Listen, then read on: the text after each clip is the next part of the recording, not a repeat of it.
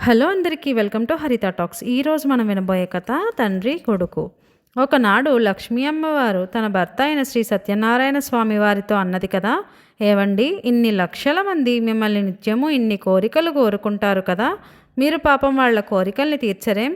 ఈ మాటకు స్వామివారు చిరునవ్వు నవ్వి, పిచ్చిదానా, ఆ కోరికలన్నీ తీర్చటం వల్ల వాళ్లకు నిజంగా సుఖముండదు. ఆ సంగతి తెలియక వారు రకరకాల కోరికలు కోరుకుంటారు. వారి క్షేమం కోరుకున్నవాణ్ణి కనుక వాటిని నేను తీర్చటం లేదు అన్నారు. అమ్మవారికి ఈ సమాధానం తృప్తి కలిగించలేదు. అయినా మీరు ఒకరి కోరిక తీర్చి చూడండి, ఏం జరుగుతుందో చూద్దాం అన్నది అమ్మవారు. ఒక ఊళ్ళో సూరయ్య అనే పెద్ద మనిషి ఉన్నాడు. ఆయనకు పిల్లలు లేక భార్యతో సహా నన్ను పిల్లల కోసం ప్రార్థించాడు. జరగబోయేది తెలిసి కూడా నేను సూరయ్యకు ఒక కొడుకునిచ్చాను. వాడికి సత్యనారాయణ అని పేరు పెట్టుకున్నారు. వాడు పుట్టిన కొద్ది కాలానికే తల్లి మరణించింది. సూరయ్యకు కొడుకును పెంచటం చేత కాలేదు. వాడు ఒట్టి గడుగ్గాయిగా తయారయ్యాడు. తండ్రికి కొడుకు మధ్య పెద్ద అగాధం ఏర్పడ్డది. కొడుకు తన కడుపున చెడపుట్టాడనుకుంటాడు తండ్రి. తండ్రి తనకు గర్భశత్రువు అనుకుంటాడు కొడుకు. వాళ్ళిద్దరికీ సుఖం లేదు అన్నారు స్వామివారు. పాపం వాళ్లకు మరో వరం ఏదైనా ఇచ్చి వాళ్ళను ఒక ఒడ్డుకు చేర్చండి అన్నది అమ్మవారు. అమ్మవారి మాటను తీసివేయలేక స్వామివారు సరేనని ఒప్పుకున్నారు. ఆ రోజు సత్యనారాయణ బడి ఎగ్గొట్టి మధ్యాహ్నం వేళ్లకు ఇంటికి వచ్చాడు. అప్పుడే వచ్చావేమిట్రా అన్నాడు తండ్రి. నాకు కడుపులో నొప్పిగా ఉంది అన్నాడు కొడుకు. వంటలక్క గారెలు ఆవడలు చేసింది, అవి తినే గీతలేదు నీకు, పోయి గదిలో పడుకో అని సూరయ్య సత్యాన్ని గదిలోకి నెట్టి బయట కొళ్ళం పెట్టాడు. గదిలోపల సత్యము, గదీవతల సూరయ్య కూడా ఆలోచనల్లో పడ్డారు. చిన్నతనం ఎంత సుఖమైనది, బడికి వెళ్ళటము, పాఠాలు చదువుకోవటము, హాయిగా ఇంత తిని తిరగటము ఎంత ఆనందంగా ఉంటుంది. ఇల్లు వాకిలి, డబ్బు దశకము అంటూ విచారం లేదు, అజీర్తి బాధ లేదు. నా కొడుకు ఒట్టి రాలుగా అయ్యాడు, కానీ నేను వాడి ఈడువాడినైతేనా ఎంత చక్కగా బడికిపోదునో అనుకున్నాడు సూరయ్య. గదిలో సత్యం కూడా తన ధోరణిలో తాను ఈ విధంగా అనుకోసాగాడు. వెదవపడి వెదవ చదువు, వెదవ పాఠాలు, ప్రతిదానికి పెద్దవాళ్ల నిర్బంధమే. వాళ్లను కొప్పడేవారే లేరు. వాళ్ళు కావలసినన్ని గారెలు ఆవడలు తినవచ్చు, బళ్ళోకి పోనక్కర్లేదు, ఎక్కడికి పడితే అక్కడికి పోవచ్చు. నేను మా నాన్నళ్లే పెద్దవాడినైతేనా అనుకున్నాడు.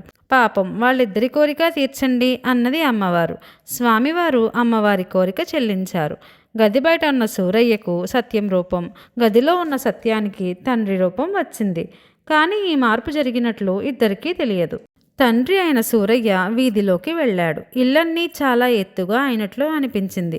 తల ఎత్తితే కానీ 2 అంతస్తులు కూడా కనిపించటం లేదు. కానీ దీని గురించి సూరయ్య పెద్దగా ఆలోచించలేదు.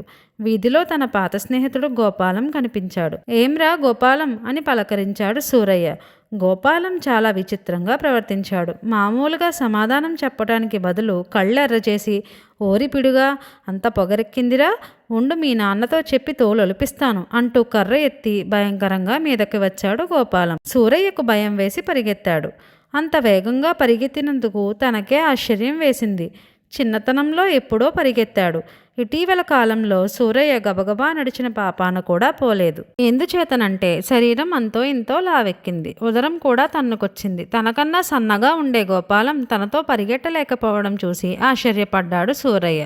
ఆయన పరిగెత్తటం మానేసి ఆగి, ఎందుకు నేనిట్లా పరిగెడుతున్నాను? గోపాలం నన్ను కొట్టడం ఏమిటి, నేను పారిపోవడం ఏమిటి అనుకుంటూ ఆయన విరగబడి నవ్వసాగాడు. ఇంతలో ఎవరో భుజం మీద గట్టిగా చరిచి, ఒరేయ్, ఇందుకేనా నువ్వు బడి ఎగ్గొట్టింది అని అడిగాడు. సూరయ్య ఉలిక్కిపడి చూస్తే 7-8 ఏళ్ల కుర్రకుంక తన మొహంలోకి చూసి కొంటెగా నవ్వుతున్నాడు. వాడి మొహం చూడగానే సూరయ్యకు కోపం వచ్చింది. మీద చేయిస్తావా, మక్కలు విరగ్గొట్టమంటావా, ఎవడ్రా నువ్వు అన్నాడు సూరయ్య. నీకెంత పొగరెక్కిందిరా, ఇవాళ బడి మానేసినందుకు రేపు మాస్టర్ నిన్నేం చేస్తాడో చూడు అంటూ ఆ కుర్రవెదవ మూతి ముడుచుకుని వెళ్ళిపోయాడు. ముక్కు పచ్చలారని కుర్రవెదవ తనతో అట్లా మాట్లాడినందుకు సూరయ్యకు ఆశ్చర్యంతో నోట మాట రాలేదు. సూరయ్య నడివీధిలో నిలబడి ఆశ్చర్యపడడానికి వేళలేదు. ఇంటికి కావలసిన సరుకులు వెచ్చాలు అంగడిలో కొని పంపించాలి. షావుకారు సుబ్బయ్య దుకాణానికి వెళ్ళి సూరయ్య, ఏం సుబ్బయ్య, ఒక 1/2 బస్తా బియ్యము, 10 సేర్ల కందిపప్పు, 2 ఎత్తుల చింతపండు కావాలి అన్నాడు. దానికేం భాగ్యంలే గాని డబ్బులేయి అని అన్నాడు సుబ్బయ్య. సూరయ్యకు చాలా కోపం వచ్చింది. తనతో సుబ్బయ్య అలా మాట్లాడతాడా? అంత కోపంలో కూడా సూరయ్య జోబు తడుముకుంటే డబ్బు సంచి లేదు. జేబులో విరిగిన సీమసున్నం ముక్క, ముక్కులేని చిన్న పెన్సిలు, ఒక నెమలిక, చిన్న బొమ్మలు దొరికాయి. ఈసారి సూరయ్య ఆశ్చర్యానికి మేరలేదు. ఏదో మోసం జరిగినట్లు స్పష్టమైంది. ఎన్నడూ లేనిది విపరీతమైన ఆకలి కూడా వేస్తున్నది. హోటల్కు పోయి తిందామనుకుంటే దగ్గర కానీ లేదు. హోటల్ దగ్గర నిలబడి లోపల ఉప్మా, కారబూందీ, రవ్వట్లు తినేవాళ్లను చూశాడు. ఇంతలో ఆయన దృష్టి హోటల్ వాకిలి బయట అద్దం తలుపు మీద పడింది. అందులో తన ప్రతిబింబం కనిపించింది. కానీ అది తన రూపం కాదు, తన కొడుకుది. మొదట తన కళ్ళను తానే నమ్మలేకపోయాడు. వంగి కాళ్లకేసి చూసుకున్నాడు. కాళ్ళు చిన్నవిగా ఉన్నాయి, చెప్పులు లేవు. పంచకు బదులు లాగు కనిపించింది. నెత్తిని తడుముకుంటే నున్నని బట్టతల ఉండవలసిన చోట మెత్తని జుట్టున్నది. మొహం తడుముకుంటే మీసాలు లేవు, గడ్డం నున్నగా ఉంది. కళ్ళకు జోడు లేదు, కానీ దృష్టి చక్కగా ఆనుతున్నది. ఇప్పటికీ సూరయ్యకు తనలో జరిగిన మార్పు అర్థమైంది.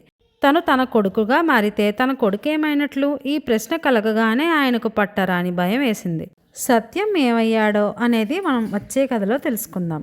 మరిన్ని కథా విశేషాల కోసం, మరిన్ని చక్కటి కథలు వినటం కోసం హరిత టాక్స్ని అయితే సబ్స్క్రైబ్ చేసుకోండి. మీకు ఈ కథ నచ్చినట్లయితే లైక్ చేయండి, మీ ఫ్రెండ్స్ అండ్ ఫ్యామిలీకి షేర్ చేయండి. హరిత టాక్స్ని సబ్స్క్రైబ్ చేయడం మర్చిపోవద్దు. Thank you.